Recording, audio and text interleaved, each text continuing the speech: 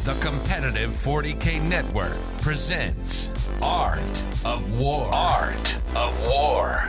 Strategy and tactics. Discussions with the best players on the planet. Now your host, Nick Nanavati. Hello, everybody, and welcome back to another episode of the Art of War 40K podcast. I'm your host, Nick Nanavati, and this week we are joined by a very, very special guest and friend of mine, Dustin Hammond from Georgia. Dustin, how are you doing? I'm doing wonderful. How are you doing, Nick? I'm doing great. It's awesome to have you on the show. Little known fact, folks, Dustin and I actually played way back in January at Valdosta GT. It's like a small little 40-50 person GT over in Georgia. And Dustin was playing Imperial Knights, and that's what we're here to talk about. He gave me a good whooping in that game, and since then, Dustin and I have been doing some coaching together, and he has been absolutely crushing it, like completely slaying it. He's coming off of the back of a first-place victory at a GT which our own John Lennon attended, I might add, so real kudos to Dustin. And we're here to basically get to know him, get to know his relationship with Warhammer, how the coaching is going, kind of how it's impacted his game, and of course, his Imperial Knights. Yes, because you've got that right, folks. He's doing it with Imperial Knights, winning GTs all over.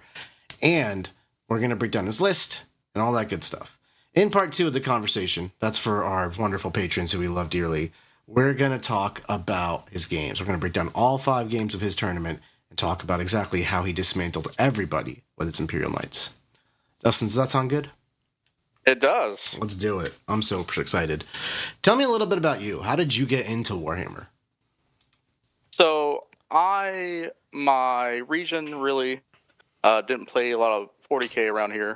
We started out about a year ago playing Age of Sigmar and Warcry. And we just started picking up 40K around June last year. And that's when I just started, playing. So you've only been playing for like 8 months, and you're like crushing GTs already. Right, like my first event was in June of last year, so right around 10 months. 10 months on the competitive scene. Yeah, that is crazy, Dustin. How usually people are like, I got into it as a kid, and over like 15 years, I got pretty good. You fast tracked all of that. What kind of gaming background do you have so that you were able to pick up Warhammer and just like fly with it? I come from a Magic the Gathering, like a tabletop card game, competitive with that, just super competitive in any video game that I've ever played. So I really just enjoyed 40K and the models and the hobbying aspect as well. That's beautiful, man. I played against your knights. They were all orcified. I thought I was Chaos Knights, and then I thought I was playing against orcs, but no, it was a really gorgeous army. Yeah, I love orcs. They're my favorite faction. It's a good time to be an orc player. I'm literally shocked you're still playing knights instead. Yeah, I love my big stompy robots though. Dude, that's awesome. So tell me, I guess, like, when you got into Warhammer, we had met up in January when we played, so there was like a solid 6-7 months where we had not met. And during this time, you went from here's my first tournament to going 4-1 at GTs, when I met you, and you were well above average at that point, like well above average. So what was your journey like going from like how do you play Warhammer to like crushing it in such a short amount of time? Really, it was just my community, our community here in Georgia. Like, we have just a ton of great players here in Savannah, and we really just help each other a lot and play against each other. So your community is pushing you to get better, basically? Yeah, absolutely. How often do you play Warhammer? Like, practice? I try to play like 1 game a week, if I can. But that's a pretty humble amount, and like the fact that you can get so good at a game so quickly on a game a week, that really shows not only that you are playing consistently and all that against really high quality opponents that are pushing you, but it also really highlights your analytical skills. Like, you're really sitting there digging into why you lost and what went right, what went wrong, and really trying to squeeze the juice out of that lemon. Especially because you're dominating with Imperial Knights. Like, they are not an army that people are, like, dominating with. They're not meta breakers. You're opting not to play your orcs. So, with that in mind, Dustin, like, what is your analytical process, like, reviewing games and stuff, at least in the beginning?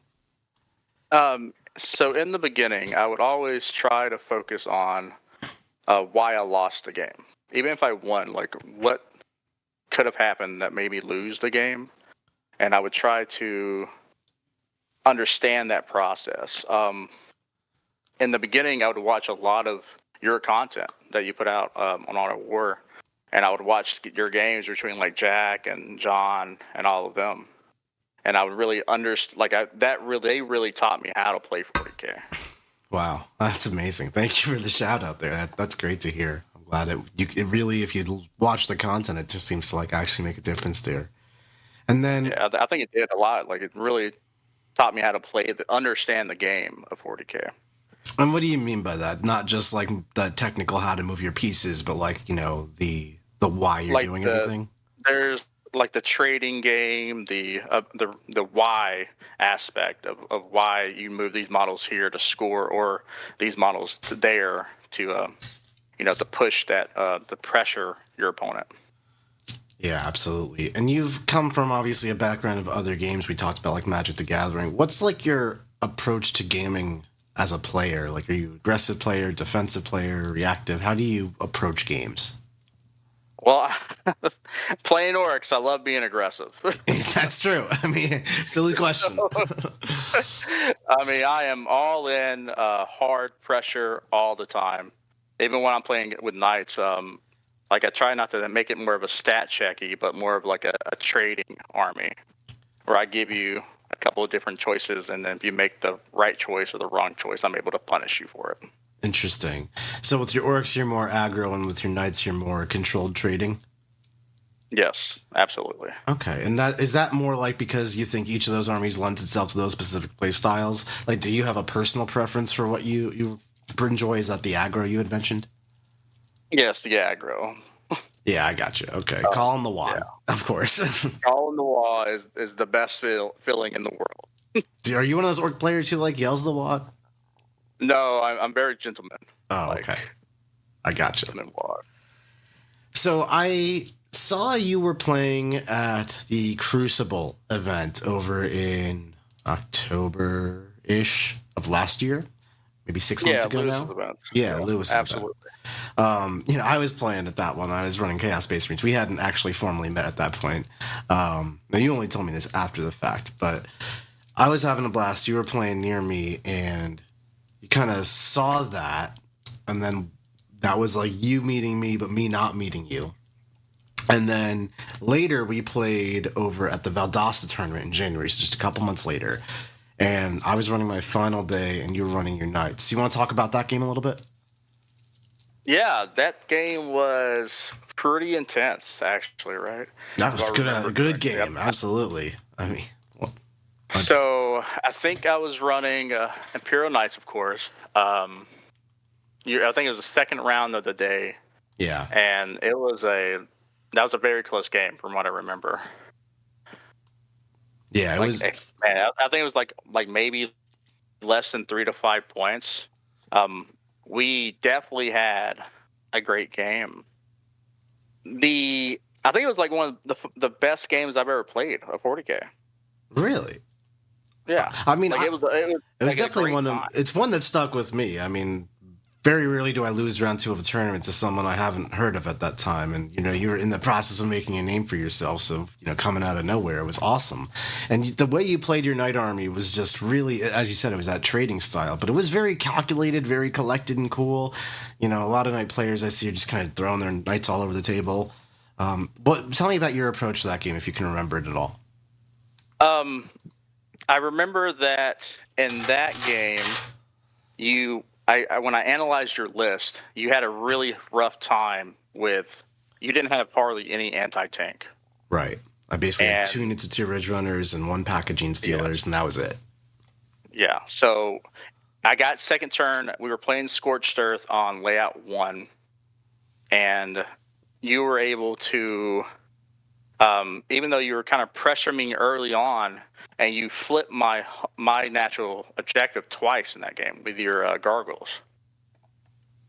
Yeah, I was able to come out with that second turn, being able to, because I scorched in turn 4 and then was able to scorch in turn 5. It was super close, but I would like, even though you didn't have a lot of anti-tank, you had a lot of forward bodies and able to control the board very well. Absolutely. I mean, for me, the game was, I was playing my final day. I was all move blocking all the time. I have a ton of OC, so do you. So it's just like trying to win the micro battles, to get more OC on the points repeatedly while keeping you at arm's length, picking off whatever small knights I can, and generally stalling the game while outscoring you and jailing you a bunch. And for up until towards the end of the game, that really worked. We were playing Scorched Earth, like you mentioned, and you were able to burn an objective in the middle to get a huge lead on bottom of turn 5, which was great for you. What stuck with you about that game, Dustin? Why would you say it's one of your favorites? Because like, even though it was probably one of the toughest match I had at that event, me and you just had a blast playing with each other. Like, it was very friendly. It was it was just an awesome game overall. Like, if that was like a game of 40K, I would wish that upon anybody. Oh, that's really sweet. Yeah, I genuinely had an awesome time too. Like, later on when, we were just chatting in the tournament, checking in on each other, being like, how you doing? Like, it was just a very good vibe between us. I think we gelled like almost immediately, which was great. Yeah. It's really cool to have those experiences. It was, absolutely. Like, it was just a great time. Man, that was so long ago. I know. January feels so far away. So since then, things have changed a little bit. After beating me, this is a first for me. After beating me in a tournament, you decided, I want to jump in the deep end and sign up for coaching with Nick from Art of War. And I don't really understand necessarily how that leads to the other. But I want to ask you, Dustin, how has your 40K career, I guess, transition from before coaching to after coaching been, now that it's been a couple months? So after our game, let's take that back. So after our game, I immediately was like on board with getting coached by you, just for the fact that like your knowledge of the game was really, really awesome, and I could tell that you could really help me improve and then help me achieve my goals as a Warhammer player. That's amazing, man. I had no idea that was like on your mind at all. I wasn't trying to like pitch to you, you should become my client or anything, especially after you kicked my ass. Yeah. not at all. I think I actually approached you the next day and asked about it, like if you did coaching services, because at the time I was really on the fence, Right. Wow. Okay. So, we had a great game, and you liked, I've coached many people to some good success. So, definitely have the capabilities in that regard, and you went for it. It's been a few months since then. You've had a very good tournament success record, but tell me from your experiences, how's it been? It's been great overall. I know in the very beginning, I have two of the most power. Like I orcs. Like, you wanted me to play orcs, but I was like, nah. I really want to stay Imperial Knights. But orcs are great right now. But Imperial Knights are like, you didn't believe back then, but I think you are believing now that they are starting to get really good. Yeah, absolutely. I'm believing now. I mean, you've made me a believer. Between you crushing tournaments and Brian Jones crushing turns, everyone's taking Knights these days. But yeah, absolutely. In the very beginning, Dustin, you came to me and you were like, I want to get better. I really want to like go from a 4-1 player, 3-2 player to like a 5-0 player, like, help me get there. And you played orcs and you played knights, and I was like, well, orcs, this was like peak tactical brigade, more recently more DACA just came out. I was like, why are we not playing orcs? But you didn't want to play orcs. I could like sense it from you over the phone, like in your heart of hearts, you were like, I believe in knights, I want to play knights. I know you would just beat me with knights. I'm like, hey man, if you're putting up these results, how can I argue with you? Like, let's make you the most dangerous knight player ever. And that really became the focus of our conversations for a bit. Yeah, I mean, and I've really gotten a lot better too over those last few months. Like I said, like immediately, I think, like I went off and won the GT, like literally the like 2 months in the coaching. Yeah, which is amazing because I love seeing you improve with that. But what do you think the coaching offered you that actually helped you learn? What have you learned from the coaching, if you will? You helped me analyze the game at a much better rate than I was before. being able to talk with you and then bounce ideas off of you, like when we're building a list or we're talking about, or like because I was preparing for a team event back in March, and we were talking about the matrices and all that. Like, you've definitely helped me a lot in that aspect. That's amazing. I'm so happy to hear that. Like, being able to really analyze other people's lists too, to understand what my threats are in that list and what I need to trade correctly to help me win, help me to become a better overall Warhammer player. Yeah, I think that's part of the underlying value of the experience, right? Like, I'm really literally just going to help you as much as I possibly can for the time we spend together. So you get access to all of the knowledge I've accrued over 20 plus years of doing this, and living in the stream house, playing with John and Jack and Richard for years and years and years. Like, all of that knowledge and all the tournament experience I have is just like wisdom and knowledge at your fingertips, and especially where you're at, Dustin, because you're very talented and extremely skilled at the game, but you maybe lack that like just raw experience. You've only been playing for less than a year, which honestly I didn't even know until this call. And that being able to kind of embed your like passion, energy, and raw talent for the game mixed with some more analytical skills, which you have already, and some depth of knowledge, it's a recipe for success. It's awesome. You've been crushing the tournament scene. And like ultimately that's what we're here to talk about. So go ahead and tell me about your night list that we've concocted over time here that you like took this tournament and ran people over with. So we have Canis Rex, which is going to be our bread and butter, our best data sheet in Imperial Knights. He is an absolutely must-take in most lists. We then have 4 Helverin, what are going to be our damage 3 profiles into anti-elite. 6 Warglaves, they all have Melta, so they're super deadly up close with melee. And then we ran a Calidus Assassin and a Calexis Assassin. And then on all the smalls, we have Stubbers, which are just amazing into all the little MSU units that are floating around. And that's it. So it's just a big night and a bunch of small nights. You left the nuance at home in terms of like Sisters of Silence or Sisters of Battle in the Immolator, the Calexis Assassin, the Calidus Assassin, any of that stuff we're not really interested in. We're just going for night beef here. And it's also a big departure from like the multiple big nights. You're really just jamming out smalls and maximizing points efficiency around Canis. What is the thought process with this list design? So for my entire play style is that I want to trade a small for your anti-tank, right?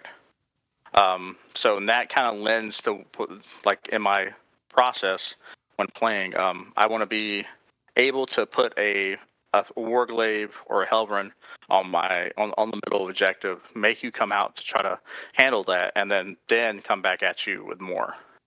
And then win that trading game. Right. So basically, try to get an armiger like on the middle objective, and then I put some guns out, shoot your armiger, and then you get to kill my anti-tank guns. And maybe after a couple rounds of that, if you have armigers at the same time, and by turn 2 or 3, I'm like out of anti-tank, and you can dominate the rest of the board with the remaining knights. Yeah. Usually, I want to end the game with Canis still alive with like 4 smalls. Nice. And that's like my perfect mix of value. Calidus is great for scoring, but I use her more of the anti-vex for like a defensive profile or even offensive, where if I want on my go turn, I will drop her within 12 of whatever my main target is to make you increase your CP usage there.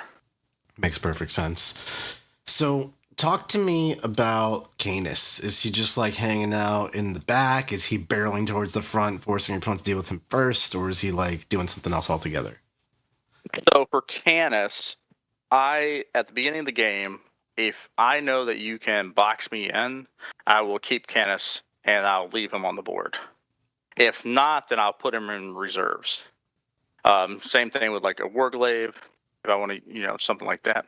So Canis, though, is like my big, like I use them more of a distraction piece, if anything, where I'll rapid ingress them for free off the side and then run up to your expansion objective, which usually takes your entire army to kill Canis most of the time. That makes sense, yeah. So basically, he's kind of a tool in your toolbox, actually, and very versatile in his use case, basically dependent on your opponent and the scenario and all that stuff. And what I think I find so interesting about the way you approach knights, Dustin, and I'd like you to speak on this as much as you possibly can, is that you don't view it as like, here are my hammers, let me just hammer you. You don't just view it in the trade style either, although that's of course your strategy here. You have basically little knights and big knights, and you have armigers, halberds, canis, and that's kind of 3 data sheets total, functionally 2.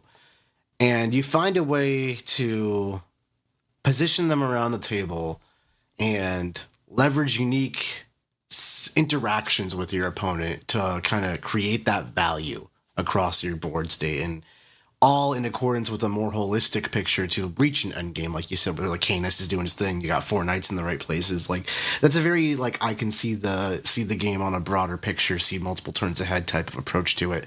How do you do that with so few tools and with your knights? Like, well, how do you view the game? I am able to really take and see. I really like to process the game and the like what's turn 3 to what turn 4 is looking like. Because my data sheets, I don't have to worry about my data sheets. I know that they move 12. I know that they're OC8. Like I know everything about them. So I can then focus on my upcoming turns, and then like what if my opponent draws this secondary? Like what is his lines of play versus my lines of play? And I'm able to really maximize. Like if your army is bad against Helverns, I'll put the Warglaves first. But like the Helverns have no purpose in our matchup, I'll put the Helverns first, and then have like different waves of attack and pressure against my opponent, to where it'd be like these 2 are the first wave, and then these 3 will be the second wave, and this 3 will be the third wave, and then Canis will be doing his own thing, causing a problem for my opponent.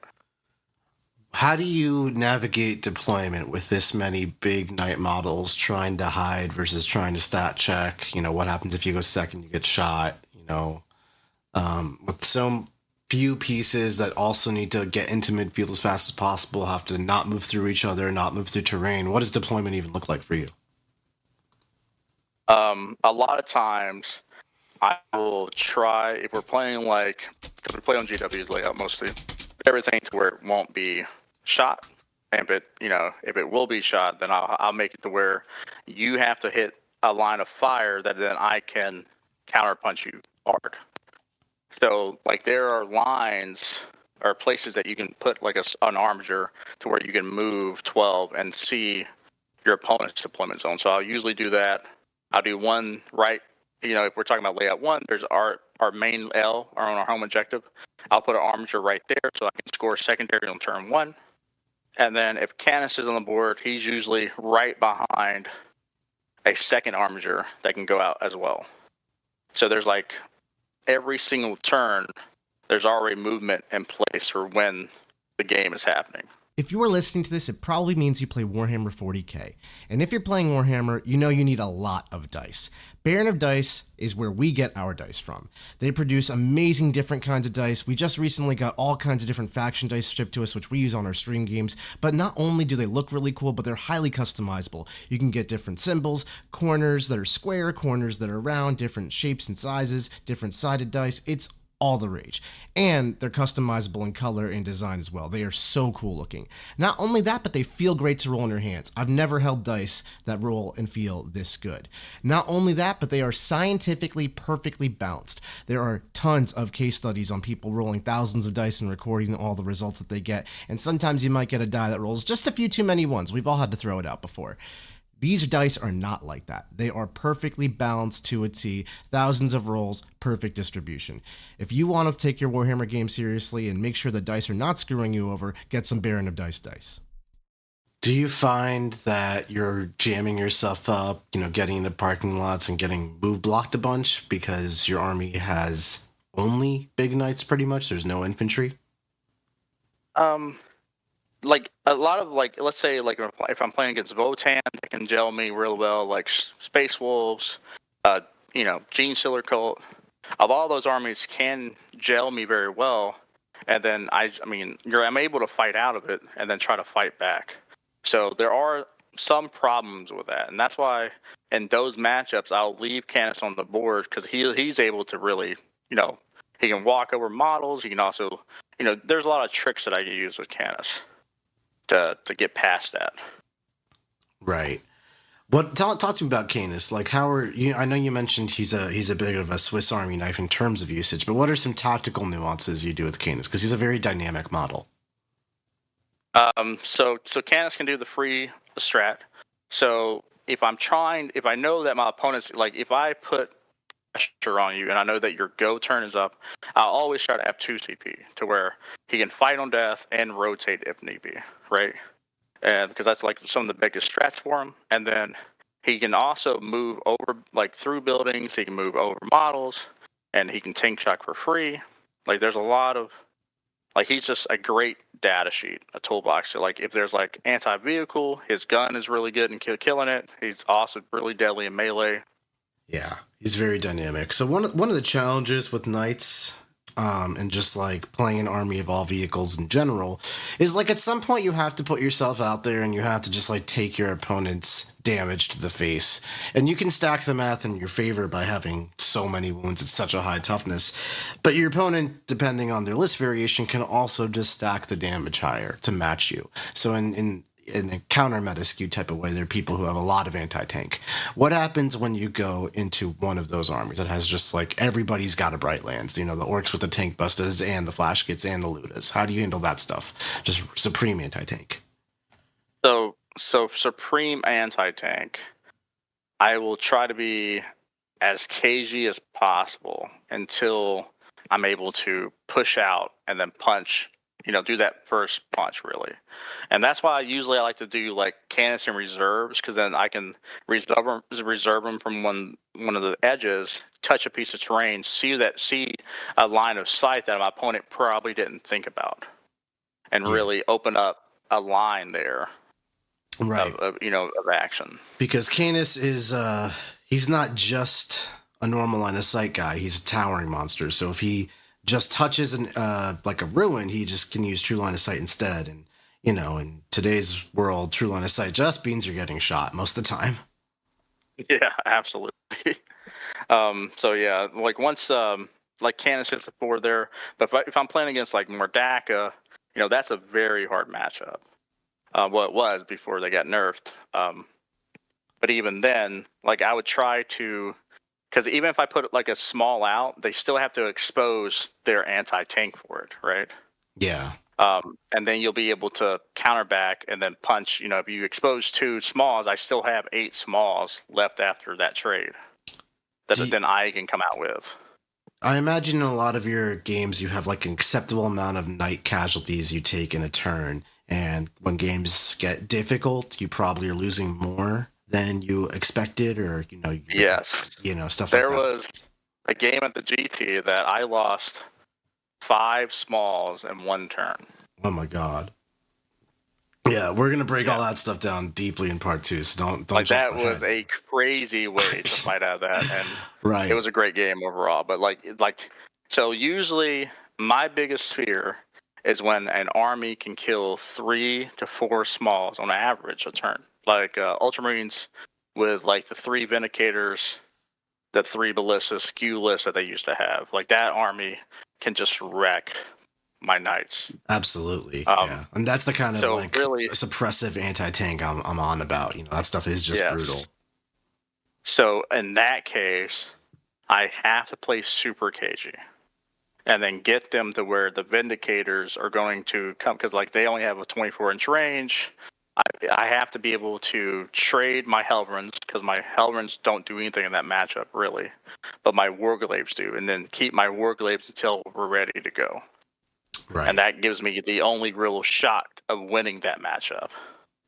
But they have so much CP. They have a lot of tools in their toolbox to even take away my Warglaive's ability to, punch back. Makes perfect sense. They're just, between the combined arms approach too, like they can kill 3 Warglaives or even 4 in a shooting phase, and then they kill like one or two more in melee, and that's like a hellaciously bad turn. Well, is that like that's a nail in the coffin? is that one of the Absolutely. only bad matchups you think you have though? Like a supremely anti-tank army, or is there other armies like maybe Endless Swarm, for example, like the Horde style? Ultramarine triple Vindicator list is very close to unwinnable. Oh, I would say that's rough. Yeah. it's extremely good. Guilliman can pick up a knight by himself, and the Calgar unit as well. Yeah. For different armies, the Shadow Legion, they have some variants that are really tough. Like there's a stat check variant of that one that I played at the GT that seemed very unfavorable for me. More tactical brigade orcs are really strong into knights. Mm-hmm. So really, it's just heavy stuff that can just punch through us with this so much damage, right? Yeah. And even orcs are just hard to kill back with what we have left. That's their biggest issue, is that because once they call the wall, they can then just tear through our models and just flip us, to where we only have 2 or 3 smalls left with a big. So in general, it seems like big anti-tank potential is pretty much your only real challenge, as opposed to getting swarmed or swamped. Do you find you have just the shot quantity or the OC count to get through the other types of approaches to Warhammer? So the Horde, I don't see a lot of Horde armies in my meta, but I think that with all the studders up top, and the autocannons, just volume of that fire, that we can cut through that kind of stuff. Pretty effectively as well. And how do you handle doing all this, playing all the damage-based strategy in the trade game, because that seems to be what we focused on, while maintaining secondaries? All this is great until you have to go do containment and sabotage at the same time, and we have nothing but knights, so the opportunity cost for every action is very high. Or go ahead. Mm-hmm. I think that the best thing that the knights have going for is that all the small knights are battle line. So there's mission rules that allow us to, shoot and advance, or shoot and do an action, or advance and do an action. And with me I have so many smalls and, the double assassin brick, it gives me plenty of models to kind of handle that as well. There are some times where I'll maybe not score cleanse to try to, take away my opponent's anti-tank pieces to allow me to win the game. Right. So when do you value a card more as points versus, not going to bother with this because my overall macro strategy matters more? I usually, if it doesn't score me at least 4 points. Okay, so 4 points, kind of big points. So the 3-point sabotage, not really worth the time. The 3-point recover, not really worth the time. Yeah, if I'm losing a shooting activation to where I will just end up not killing that really major important piece, that I just won't do it. That makes a lot of sense. But I will, when in my movement phase, plan out to have that armature, because I do a lot of consistency plans. I'll have 2 to 3 armatures on the same target, looking, to try to get that kill or that model down. Now let's talk about your shot redundancy. I know target priority is kind of anti-tank, and then beyond that, you have all of your different knights who can converge upon a target, but they all have to obviously become in line of sight and on the same angle. How do you navigate shot redundancy so that you can actually ensure targets are dead and shot allocation? So after I do my first initial little, here's 2 baby knights, let's start seeing your stuff, I'll then usually go all in to where I will expose every single knight that I have and then kind of threat overload you. Right. And that will give me the ability to put multiple armatures with 3 to 4 different targets in line if I can. And you just try to overwhelm whatever anti-tank, even if the anti-tank's not what's on the objectives, you're going to prioritize damage on the right target. I will try to, because if it's turn 2, and if I get all their anti-tank off, they'll end up not being able to kill the rest of my models. Usually. Yeah, the rest of the game will fall into place because they can't do anything. Yeah. That makes a lot of sense. Awesome, Dustin. So I imagine primary is pretty simple considering your army is like 100 million OC with, times 10. Yeah. Yeah, absolutely. So we try to I think Knights are a primary base scoring army. So we'll try to max primary every game that we have. Right. To where we're either trying to flip my opponent's objective or push for that middle objective to keep you constantly giving me resources to try to take that away from me. Yeah, I think that makes a lot of sense, Dustin. This Knight army is coming together. So there's one question I've never really been clear on, to be honest, as your coach for months now. Why are you playing this over the Orcs if Orcs are your favorite army? Like they're theoretically better, or at least also very competitive, and then they're your favorite. So the reason why I play Knights is that when I started playing Knights, everyone told me that they were bad. Right. And that's why I play them. Gotta prove them wrong. I love it. That is some good motivation. Some motivation that I have is that, I read, orcs can loot vehicles, so I wanted an entire orc looted Knight army. And now that I have it, I have to make them good. Yes. Perfect. Now, I just got one more question before we head off to part 2 and actually break down the games of your tournament. If you had one piece of advice for a Warhammer player who's trying to get better, competitively, what would it be? Just play the army that resonates with you. If you love the models that you're playing with, you'll always have an amazing time at events. That is some really great advice. I love that. If you're enjoying the game, you're going to practice the game. If you're going to practice the game, you're going to get better at the game. You're going to think about the game. You're going to have more fun with your hobby. It's great. Dustin, thank you so much for coming on the show. It's been an absolute pleasure talking to you. I appreciate all the kind words you said about my coaching. Listeners, I did not tell them to say that. It really warms my heart to know that I've made an actual difference. It just feels good. I appreciate you. I appreciate you, Nick. Thanks for having me on. You're very welcome. Listeners, thank you so much for listening. We cannot do this show without you. You make the world go round. Please consider subscribing to our Patreon, patreon.com/AOW40K. It's $5 a month. You get access to this episode where you get to hear the insights from Dustin and how he won this tournament, detail by detail. And you get 280 plus other episodes where we break down all kinds of all things Warhammer. And you get access to our Discord server where you can talk to not just me and all the other Art of War coaches, but also Dustin and all the other Art of War guests. Life is great. You're great. Thank you so much for listening. We'll see you later.